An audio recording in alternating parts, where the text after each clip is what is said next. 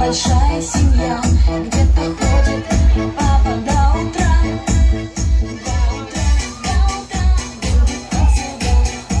До утра, после сцены стоять, огоньки мигают, глаза блестят.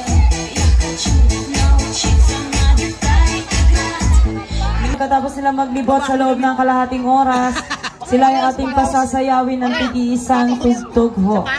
Para sila ay asabitan. Ito ang aming panlaban. Ito ang aming panlaban. Sumayaw sa kanila. Bago tayo dumako sa bilangan at awarding. Gaya ho yan ang ating nakasanayan sa napakarami ng kapiyastahan na ating napupuntahan. Ito ang aming kandidato. Para ho sa unang pares ng kandidatang na anyayahan ng kapisanan ng Sitio Sintorisan. Kami nung inaanyayahan ang representative ng Sitio Paco. Maraming salamat ho agad kay Miss Maricris Hernandez and Mr. Arnold Mendoza. Galing ho yan ang kapisanan ng Sitio Paco. Maraming salamat ho sa inyong pagpapaunlak. Representative ho ng sentro yan ng GRS, ito si Shira Jean Capili amin and Mr. Troy. Ito ano po, natawag na ang 5 pares ng kandidata. Bago ho natin sila palibutin, sila muna ho ay ating aanyayahan dito sa gitna para sila ay ating makilala. Asa na si Ate Shira Jean Capili and si Mr. Troy Berdan. Si Ate Mickey Almero at si Kagawad Rodel Ranis. Ito ang aming kandidato. Lula mo ba kaya? Lula mo!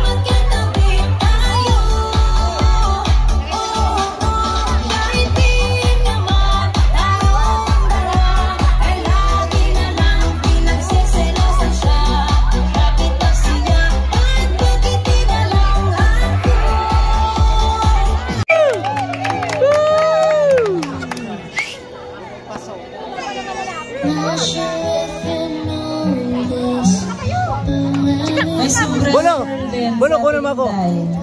Kunin mo lang yan. Ayan, sina Ate Nini, si Kapitan Narati. Ma! Ang mga kapitbahay ni Kuya Troy, si Kamanuel at si Jim nandyan.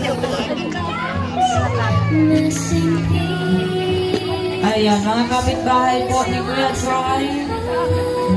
Si Kuya Mar.